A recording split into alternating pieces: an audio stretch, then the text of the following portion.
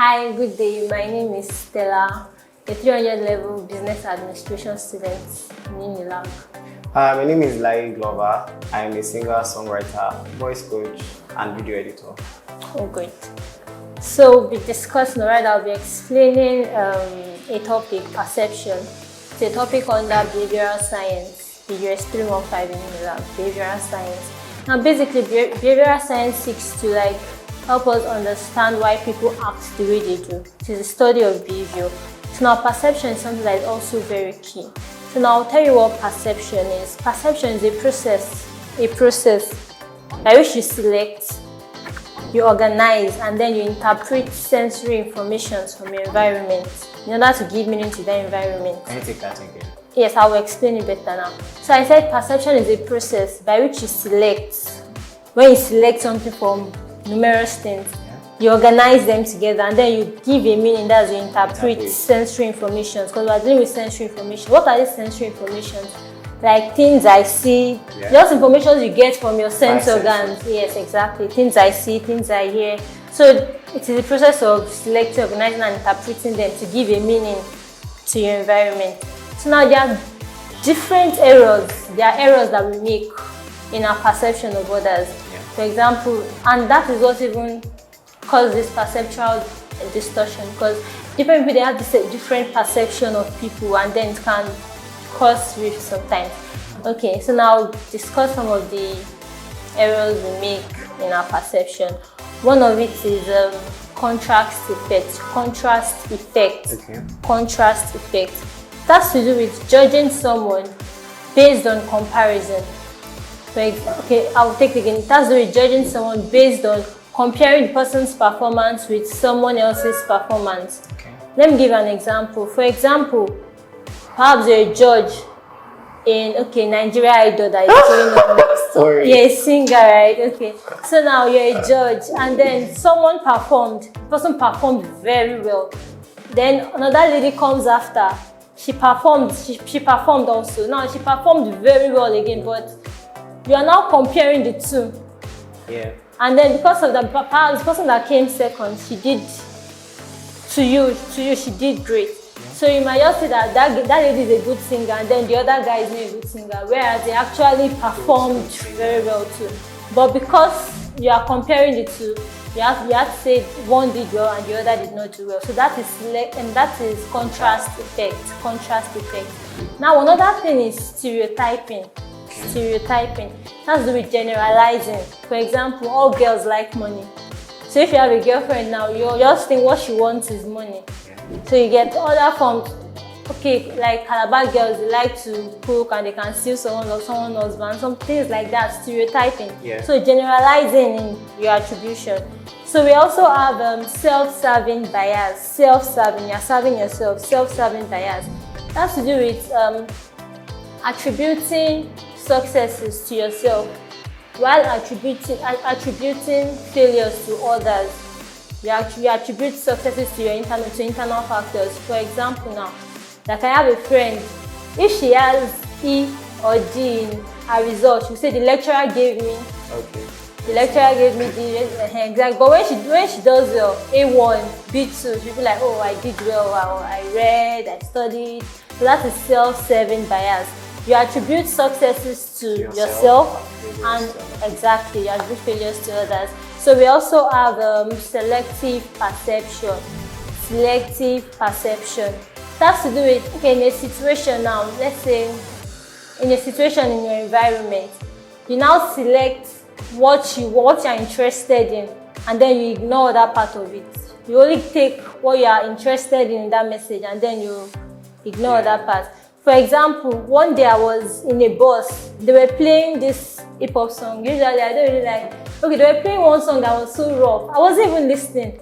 But then I just said my name in the song, Stella. Immediately I had to listen to it. So that's a selective perception. Or for example, you're a teacher, and then there is a favorite student of yours. You like that boy or that child very well.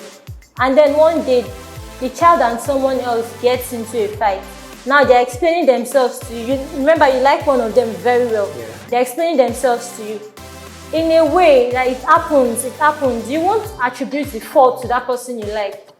you look for the fault in what the other person did and then take that up. So that's what we call selective perception. So generally, or in conclusion, why are we discussing perception in business? Actually, it's a psychological term, but you can find it anywhere. So it's very important in business to facilitate effective relationship in the work environment, in the organization. Do you get what I'm saying? For example, now, an employee might be coming late to work. An employee, that's a person working in an organization, perhaps he came late to work one day. So now you have to understand why he came late. Did he come late because it is habitual, like he likes to come late, or perhaps the traffic on the road, or family issues? So you have to understand before you react. It helps us to relate well with it facilitates employer-employee relations. Do you understand? And it also helps us to know, like, if an employee is not performing really well, you won't just fire the employee. You have to make you understand. You will be compassionate enough to understand, to want to understand why is this happening, why is this happening. That is why perception is very, very key in the work environment. Do you understand? Do you have any questions? Yeah, so now as I understand the concepts, as they are individually or exclusively from the business angle now. So from the examples you gave, I'm trying to break down this, the contrast effect, the stereotype, I'm trying to break them down into how they fit into the examples. For instance, the habitual late comer. So how does perception then come into play with, basically, like, how does perception come into play with dealing with that person? Like, for instance, how does contrast effect come in? Like, it's one person that is coming late, obviously. It's not like two people are coming late, or you get, like, you employ that person on his own. So how then does the stereotype or the self-serving? Okay, I can understand maybe the selective stereotype thing, or selective what's the name? Yeah. Perception. Like you like that employee, and so you have like a soft spot for that person. Okay, that works. But then, so does that imply that I need to clarify something. The things I listed, there are errors we make in perception, not types of perception. Oh. There are errors, things we're not supposed to do when we are perceiving other people. Do you get? So there are things we should avoid, actually. The contrast effect. Yes, there are things, exactly. We should avoid them so that we're able to relate well with people. So so there's like a neutral ground for relating with, like, yes, it's important to be neutral. It is very important to be neutral. So when we understand what perception is, we tend to want to know why something is happening. You don't just, okay, you came late today now, and then I want to fire, then I want to query you. Instead, in that kind of case, the relationship between the employer and the employee will be toxic. Yes. But to have a very effective relationship in the workspace, there is a perception of that person in a certain way, so you just get rid of the perception you have and yes, exactly, and come on a neutral ground. Know why. Is this thing due to internal factors? Is it due to external factors, the environment, like traffic or family issues? Or is it that the person just likes to come late, person wakes up late, person does not care at all? Yeah, but at the end of the day, does that not still then inform the employer's perception? It does, because but the person is, you come in neutral. When you come in neutral, you can then know why this person is doing this. If it is actually and truly and because of internal factors, or if it is due to external factors, the employee can then give judgment, either to fire the person or to provide some necessary things that will help the person to exactly uninformed bias. Exactly. Aisha, you get it very well. I do. Let's see how I do with the question. So, you do well. Thank you. You're welcome.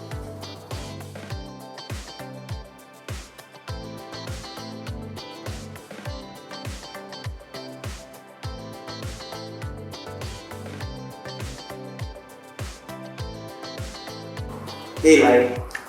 Hi. You good? Yeah, I am. How did you enjoy the little discussions? Yeah, it was very informative and quite succinct. I'm sure you've seen a lot of perception errors all over the place, right? All over the place. I mean, it's home. That thing. Yeah. I like the formula. Perception is a product of personality and environment. Yeah. I think I'll hold on to that. That was that is the one. I should. So now straight to the question.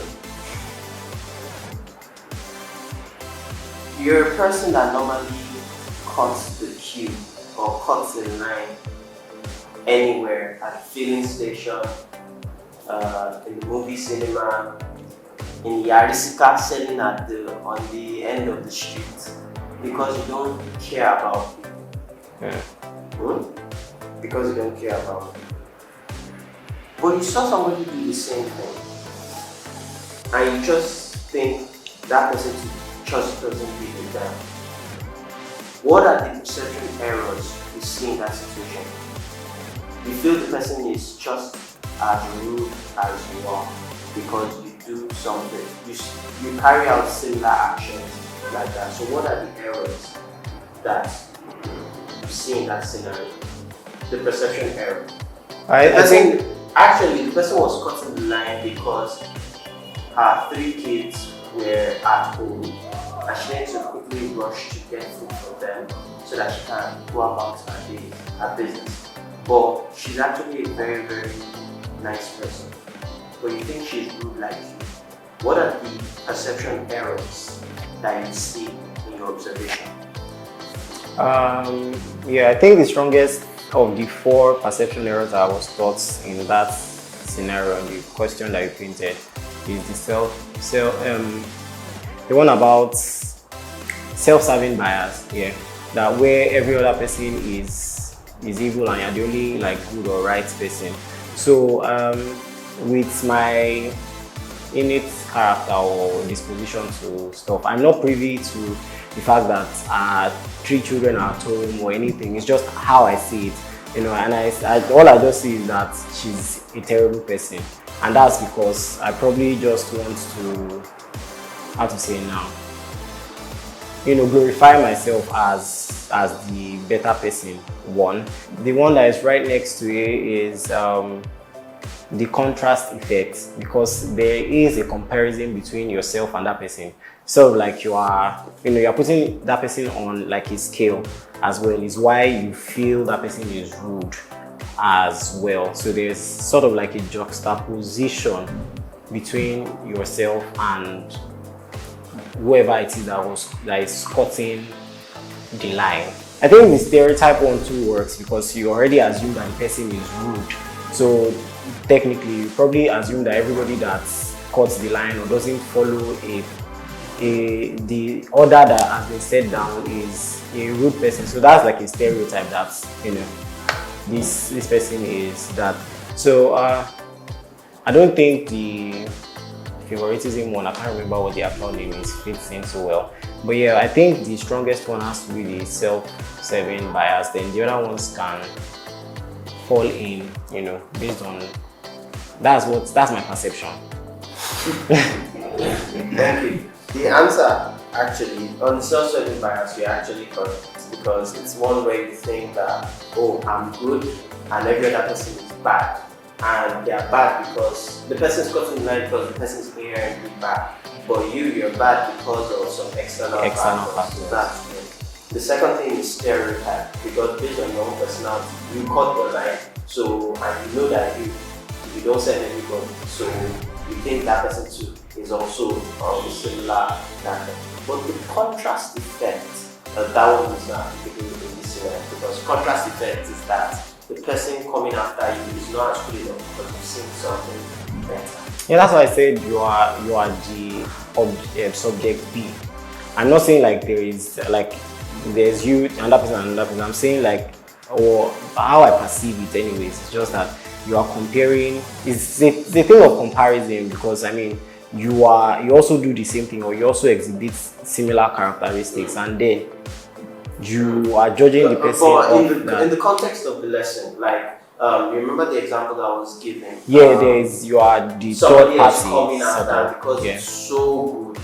You feel like, oh, this person is not good enough. In my defense, I think my tutor or Stella, they were just giving an example. So Well, yeah, that can be taken into consideration. So fair enough.